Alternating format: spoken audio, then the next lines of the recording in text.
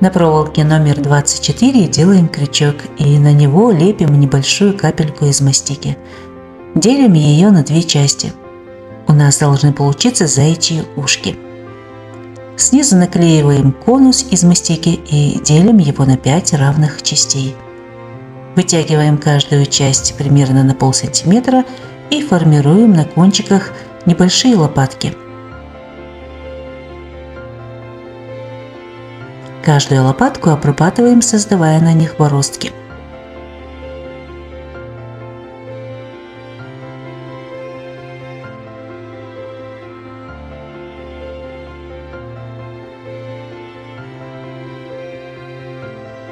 Готовые пестики можно окрасить гелевым, сухим или жидким красителем.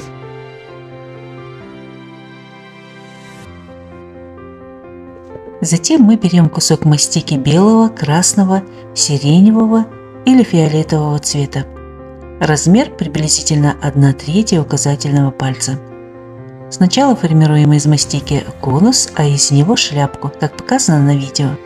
Края можно раскатать шариковым стеком или скалкой.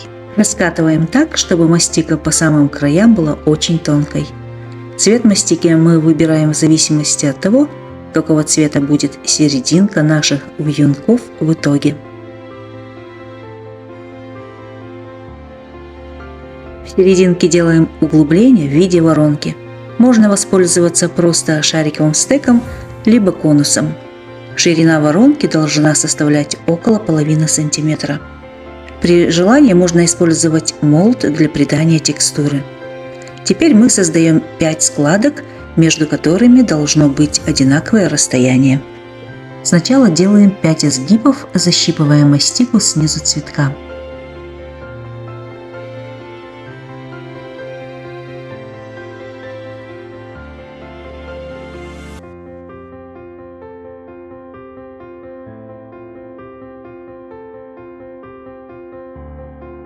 А затем делаем такие же складки между ними, но уже и берем мастику пальчиками сверху вьюнка. Верхние складки немножко вытягиваем наружу.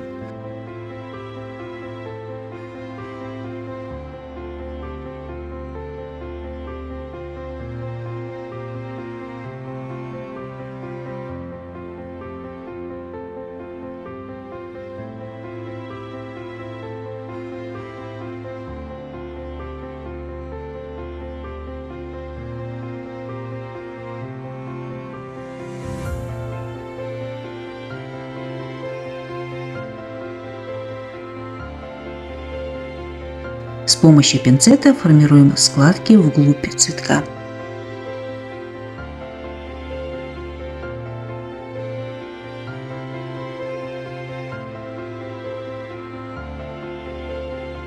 Между складками можно слегка придать волны.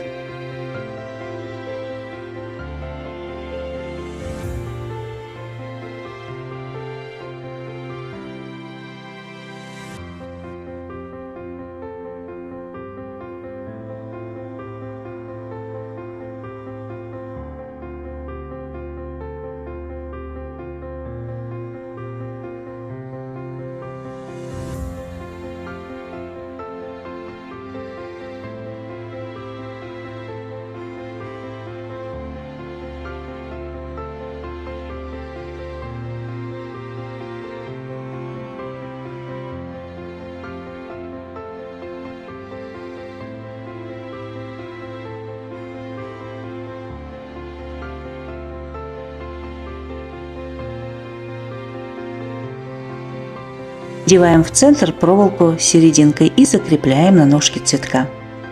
Когда цветы немного подсохнут, облицовываем стебель тейп-лентой.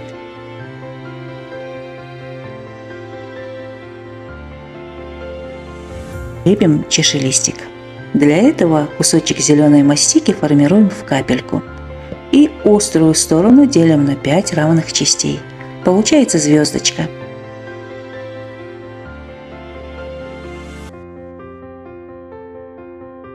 Утончаем на поролоновом коврике лепестки чашелистика. Вдеваем в центр проволоку с цветком и закрепляем у основания.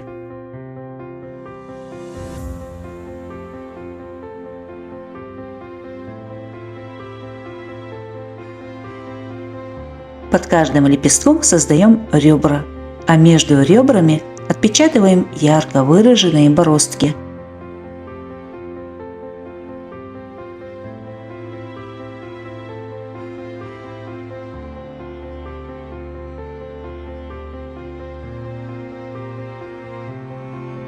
Под чашелистиком участки стебля можно смазать мастикой того же цвета. Переход от чашелистика к стеблю плавный, сначала более утолщенный, затем постепенно становится тоньше.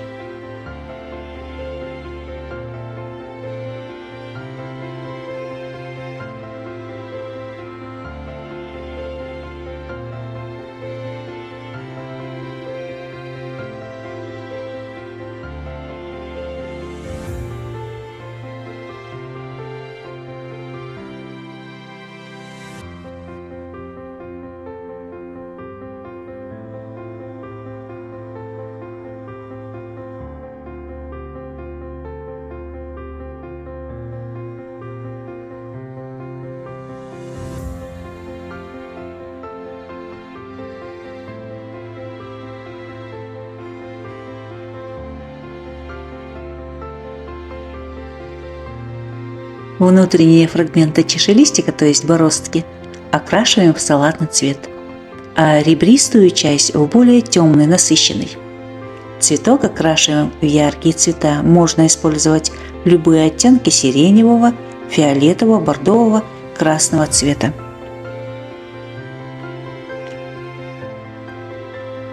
Также можно комбинировать цвета, плавно переходящие от одного оттенка в другой. Центр цветка мы не трогаем, он остается в первоначальном цвете, то есть ножка и внутренняя часть не окрашивается.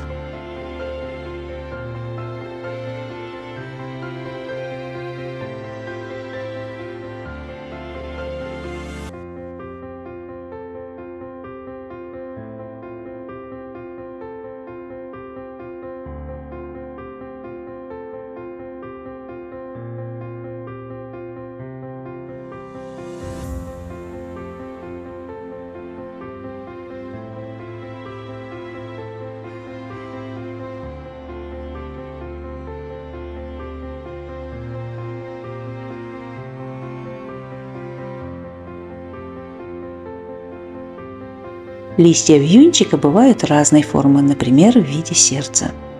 Иногда более широкие, либо узкие. Мы скатываем мастику в жгутик, а затем в стороны и вверх раскатываем его, не затрагивая середины. Вырезаем форму и утончаем шариковым стеком края.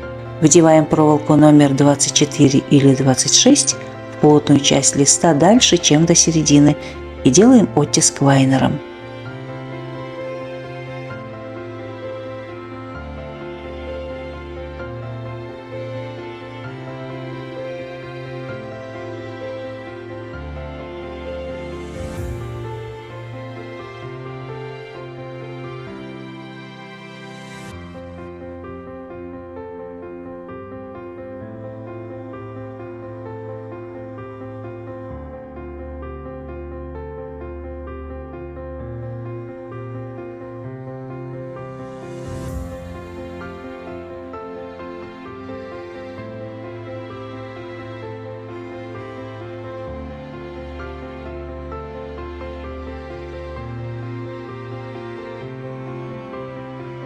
Чтобы сделать лист вот такой формы, мы сначала используем вырубку формы сердца.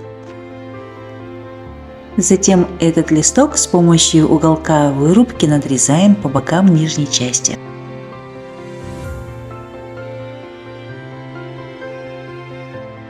После того, как листья подсохнут, обрабатываем каждый стебель листа тейп-лентой по длине 3 см. Чем больше листочков мы изготовим, тем богаче и красивее будет наша ветка вьюнка. При этом достаточно будет слепить лишь 3 цветка.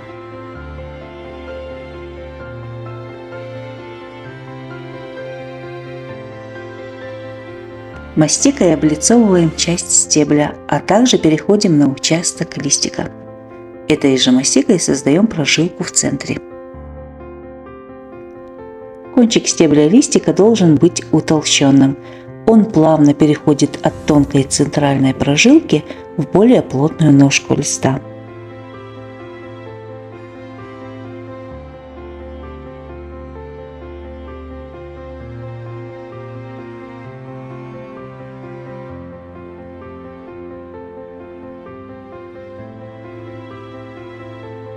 Прожилки и ножку окрашиваем в салатный цвет. Затем ножку фрагментами можно затонировать коричневым или бордовым сухим красителем. Края листа окрашиваем сухим темно-зеленым цветом.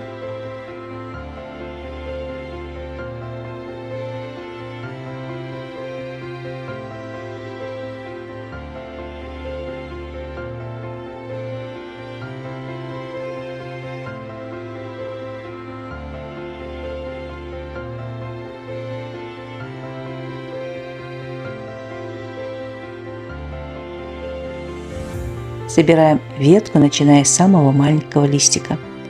Мы его крепим на проволоку номер 20 или 22.